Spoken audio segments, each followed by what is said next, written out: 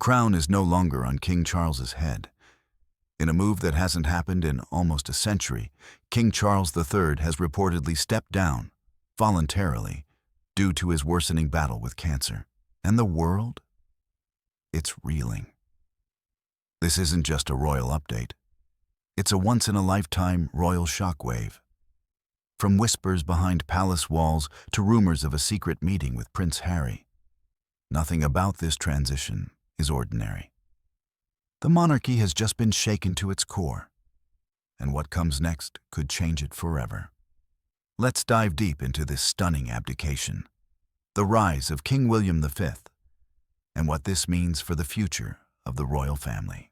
It all started in early 2024.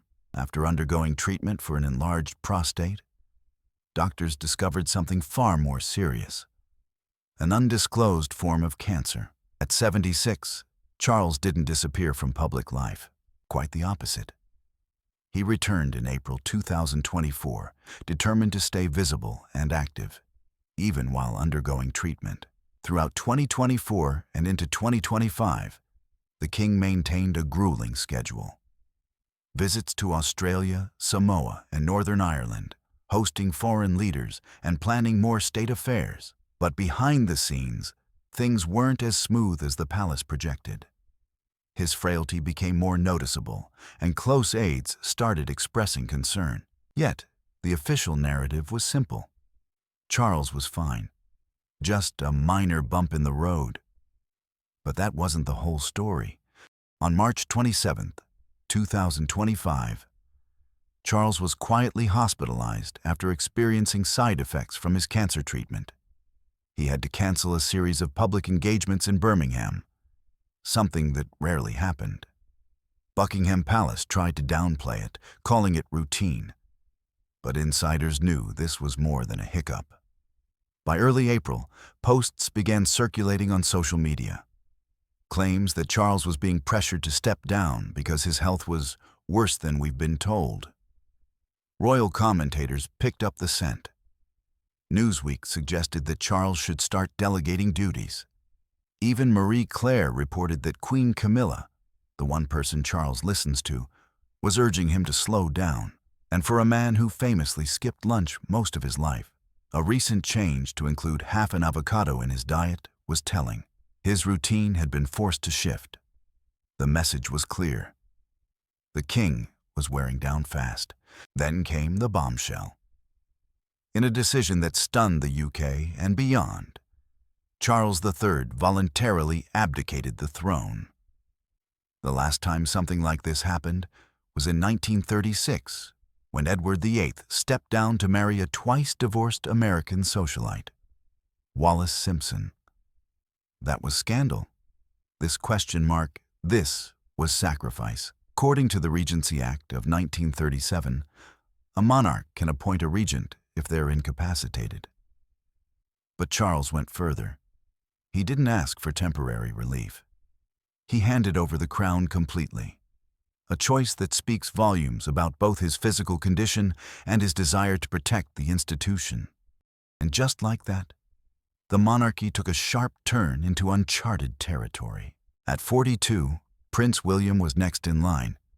He's been groomed for this role his entire life, but no one expected it so soon. Charles's reign, which began after Queen Elizabeth II's passing in 2022, lasted barely 3 years. Now, William steps into history as King William V. For the first time in decades, the monarch is a middle-aged man with a tech-savvy mindset, a young family, and a modern perspective on leadership. But he's not just inheriting a title. He's inheriting a kingdom on edge, and the pressure? It's already mounting. So what truly led to this dramatic move? By late 2024, palace insiders had started to admit privately that Charles was pushing himself too hard. The endless ceremonies, the travel, the diplomatic obligations, it was all taking a toll. Even his doctors reportedly began urging him to pull back. But he wouldn't.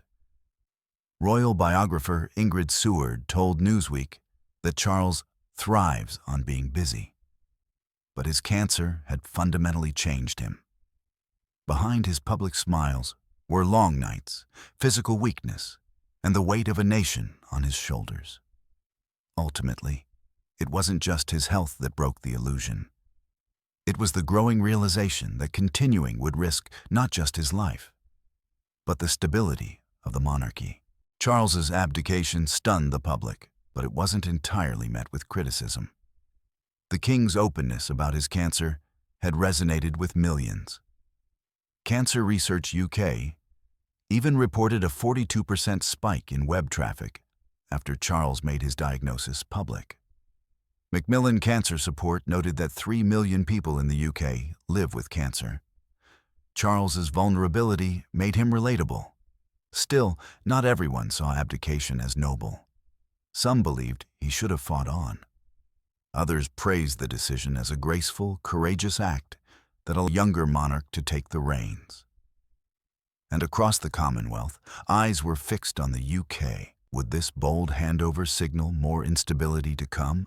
As King William V, the new monarch isn't stepping into a fairy tale. He's already pledged to modernize the monarchy, focusing on mental health, environmental protection, and homelessness. The Earthshot Prize, which he launched as Prince of Wales, may now become a cornerstone of his reign, but the crown comes with complications. In 2024, Charles was heckled by an Aboriginal senator during a visit to Australia. The message? "You're not my king." William will inherit these tensions, especially in countries like Jamaica, Canada, and Australia, where Republican sentiment is growing louder. And then there's the money.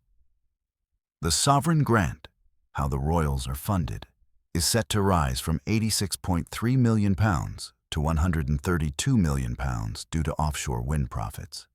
Critics say that money should go to the public. William will need to justify every penny. So, where does this leave Charles? Though the UK doesn't officially use the term King Emeritus, Charles will likely fade into a quieter role, perhaps retreating to Highgrove or Clarence House. He'll continue his advocacy for environmental causes, albeit away from the spotlight. Queen Camilla, ever loyal, will remain by his side. The Daily Mail reported that during Charles's prostate surgery in 2024, she visited him 3 times in a single day. That dedication hasn't wavered. Camilla may now be known simply as Queen Dowager, supporting Charles in private life. And in the shadows, there's talk of a reconciliation brewing. Prince Harry, despite his exile from royal duties, praised his father in a 2024 interview, saying he was grateful to spend time with him post-diagnosis.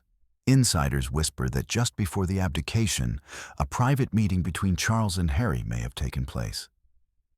Could this be the first step toward healing the royal rift? Meanwhile, Queen Catherine, formerly Kate Middleton, is stepping into a far more public role. She's juggling motherhood, public expectation, and her own recent recovery from cancer, which she declared herself free from in early 2025. Their children, George, Charlotte, and Louis, are now the direct line of succession. Prince George especially finds himself in a new spotlight. The future of the monarchy now literally rests on the next generation. And the support team? Princess Anne and Prince Edward have already proven to be steady hands. Expect to see more of them. And so, a new chapter begins. King Charles III, known for breaking traditions, ends his reign not in death, but in deliberate abdication. A bold, historical decision rooted in love for country and family. King William V now leads a monarchy in flux.